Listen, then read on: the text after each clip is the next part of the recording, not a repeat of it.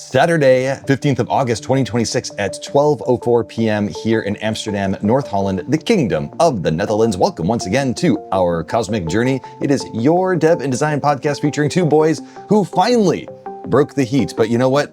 Also still wear these very professional shirts on this podcast. I am your designer, Jake. He is your very hot boy. He is engineer Trey. Hello, Trey. Hello, hot boy Jake. Hello, hot boy Trey. The average temperature through the summertime has been over 25 degrees over Fahrenheit, normal high temperatures here in Germany, France, Belgium, and in the Netherlands. How does that make you feel? It's been spicy. Like, it's actually been hot. I love warm temperatures, just generally speaking. Yes. But then it's like you get to a certain point and it ceases to be a joyful thing and it becomes kind of an oppressive thing. Yeah. Especially when you have a dog, too, because we have to make sure that he stays cool. So this heat wave in Europe has definitely been a thing. It's been a thing. But it finally broke last night, really. It's a much more reasonable temperature here. Yeah, I know how much you love talking. We talk about the Amsterdam weather as part of our astrology podcast. We should just start including like a weather segment. I don't know why we talk about it, but It rained.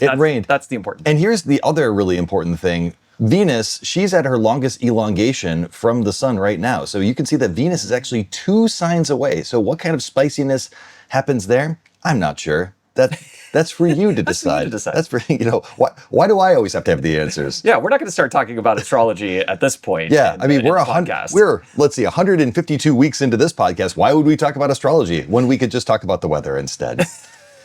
Today's episode is called The Fine Print. We do have some UI to be showing today, a little bit from Trey showing the kind of full throw of payments, a little bit of me showing some nav help UI.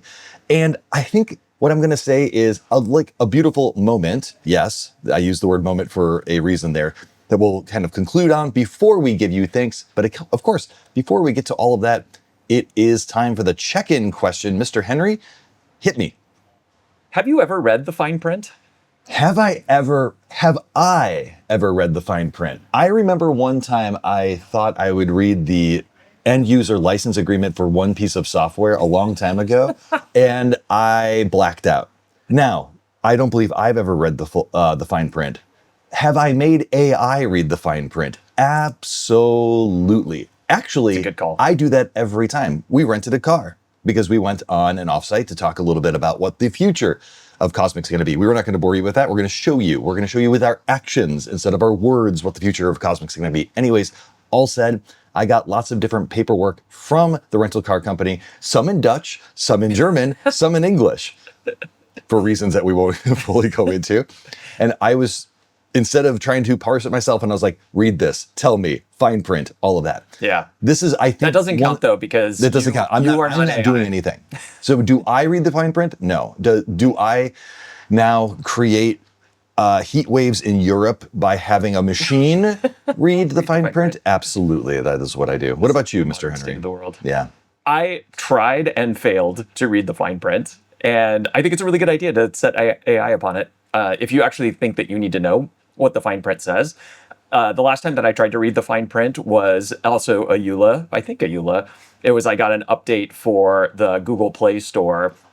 And their mischief is managed. Oh my God. It was just walls and walls and walls of text. Yeah. And I read the first little bit and I was like, this is so much legalese that it is completely unuseful in any way. Yeah.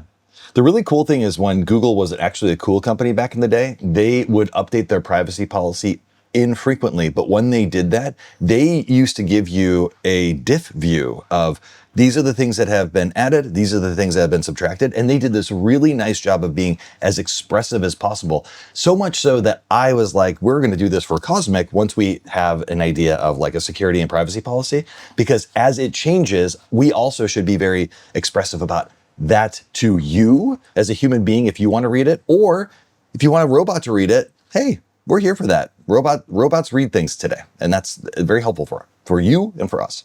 Yeah, I do like the idea of a diff. That's super useful, especially if you have a good baseline to go off of. Yeah. We'll show it one day in the future. I'll show you the Google version, then we'll do our version. It's on the backlog. It's a thing that will happen a long time in the future. But yeah, good check-in, everyone. Fine print. Good check-in. Mr. Henry, you've done some brilliant work with payments, one-time payments, and subscription payments. Would you like to show the good viewer some of this brilliant work? I was going to say the user. Yeah, the one viewer. We love you. Yes, I would. For those who've been following along, you might know that we had to sort of rethink how payments worked after we got into the weeds of some of our assumptions within the product of how payments would work, and then also some of our assumptions about how our payment processor would actually works. And now we're in a much better place. So this demo is going to look a little bit suspiciously like a demo that we showed a couple of weeks ago where we showed the one-time payment flow, except for now it will be better and more fleshed out. We are going to start here on a new pricing page. I've never seen this before, and I am so into it. I love it. I love Yes, it. We will of course adjust it, but like I'm loving already what I'm seeing here. Yeah, so this is a pretty standard thing, and ignore everything that's on here. This is for Jake to fix, but this was basically just me telling AI to fill in the details. So. But you can see that we have, 3 different pillars here. This will be similar to what we actually ship with.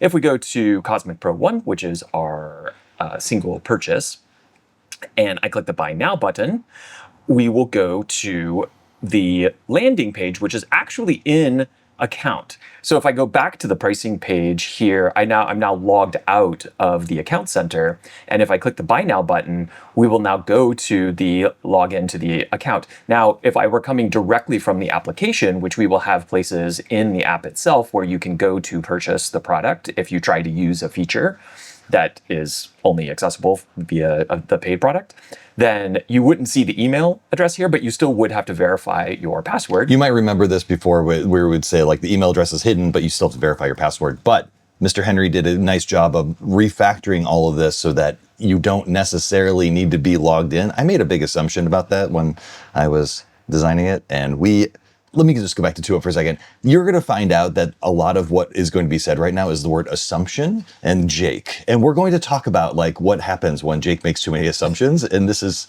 the kind of result of that. 6 weeks of reworking in a lot of ways. But we're back here to your screen. Yeah, well, I would say the assumptions were across the board. Like it wasn't just...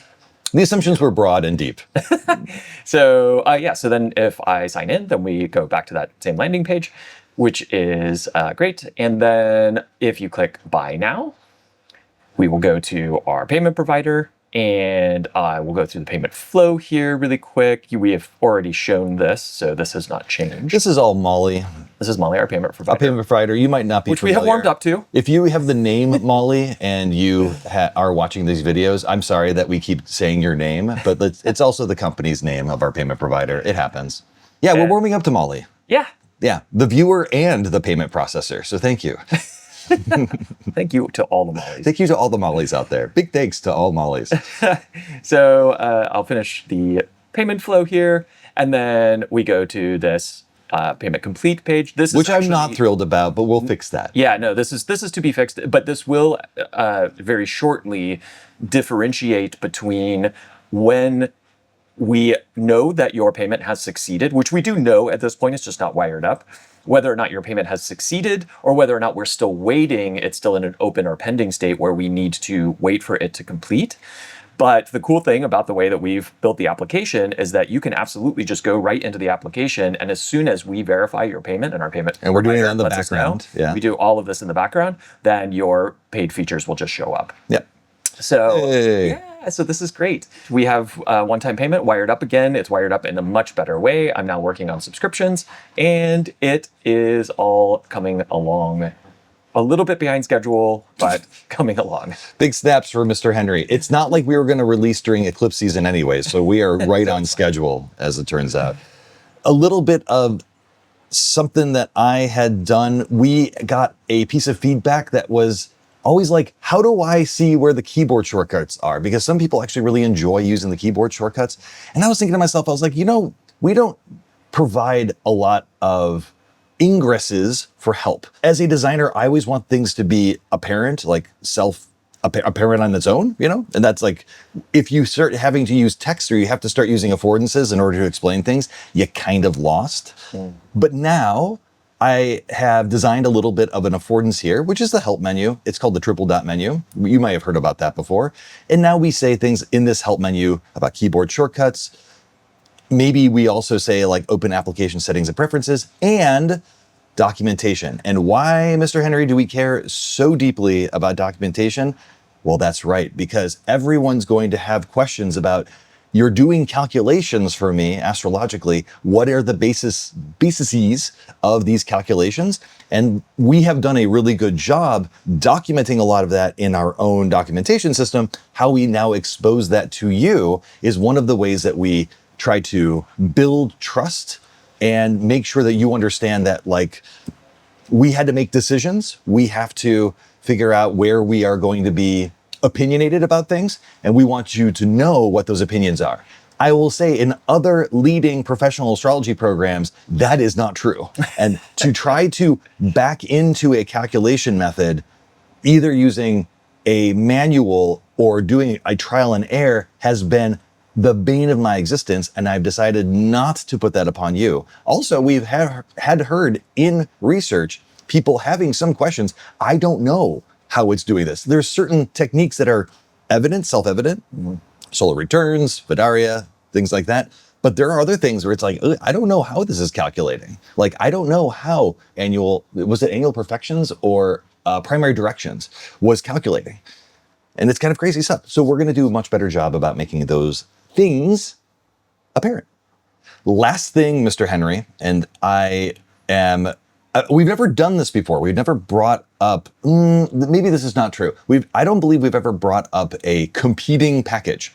The thing is that we're always doing something a little bit different than everybody else. So whether or not we compete or not doesn't mean anything to me. And there's plenty of space in the astrology community for all kinds of stuff. Exactly. And the idea that we are going to be like feature parody and stuff like that is a very old way of thinking. We just have a different perspective and a different mindset about how we think astrologers want to approach their craft. So does this piece of software over here, which is Astrolog. Astrolog is written by the very great Walter Pullen. Love the guy. Amazing work. The astrology software is what I will say very detailed and is a little bit hard to approach. But he's got very good documentation and has spent a lot of time building out the calculations and the techniques and essentially making every knob and switch available to an astrologer. If you've never checked out Astrolog, you should go do that. Over here is an interpretation of Astrolog that was made for the Mac. And this interpretation is meant to make it easier to use Astrolog within a graphical user environment or a GUI. Fine. So here we are. And the thing that I really was super excited about is if I open up this left-hand panel here, you'll see that now this wheel, which has always been called a wheel and a chart over here, in Astrolog's term, the person who made this decided to break down the chart elements by place, the chart type, and moment. And the thing about this is that moment as a word it's never used in Astrolog. So the person here, either coincidentally or through our influence, decided to not call it a chart, not call it a chart wheel, but instead saying like, well, the time and date should have been placed as well. The time and date is the moment. And I have to tell you, as a designer, one of the most challenging things to do is to create something that is understandable and emotive, but also like on its face usable, like something that people like can look at the thing and understand what to do. And I had always felt like the language that we use for astrology within astrology software has been very unapproachable. And I have spent many, many hours over these long weeks really thinking about the structured language that we will be using when talking about astrology within Cosmic, and hoping that our choices, which are very good, would start making an impression upon the community. Because my hope is that not just Cosmic is great and that you all love it and buy it, but that in astrology in whole starts becoming more better and more understandable to everybody. And the idea, and it's a very small thing, I think, that somebody all of a sudden started using the word that we use, the word moment, shows to me that we are starting to make an indelible impression upon astrology. And to me, that is the pinnacle of what a designer can do. Like if you can move, it seems very simple, like just a word, but if you can move people to a thing like a structured language or an interaction, and that we all start using that thing, that pattern, that's the indelible mark that is put on by a designer for the astrology community. And we're getting there. It's happening. I would say also that it's not just the name of the thing, it's the concept that goes with that name. Because the reason that moment is such a powerful concept when you're talking about the representation of astrological data is because it is it's separating the idea of the information and the source of the information and how the information is displayed. Because how the information is displayed can be a great deal of many things. I've talked about this a lot in the past. You might have something that looks like a list of zodiacal releasing periods. You might have a list view of the planet placements.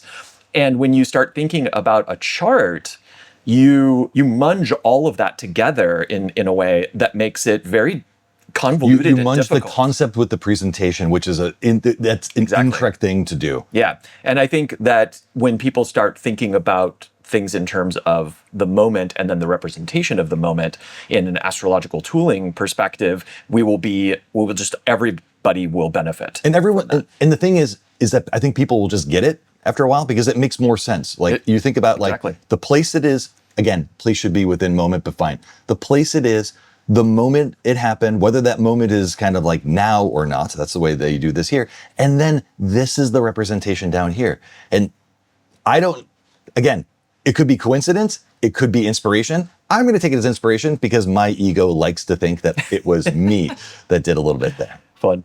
Mr. Henry, what should the good viewer do with the rest of their Saturday? They should not read fine print. Don't read fine print. Make AI do it. Make AI do it. It's okay. I know it hurts the environment a little bit, but also the psychic benefit you get from understanding the fine print instead of it being a mystery to you will be worth the AI credits that you use. Be well, take care, have yourself a brilliant Saturday, whatever day you watch this video. We love seeing your faces every single week. We hope again to see it next week. And until then, take care and goodbye. Bye.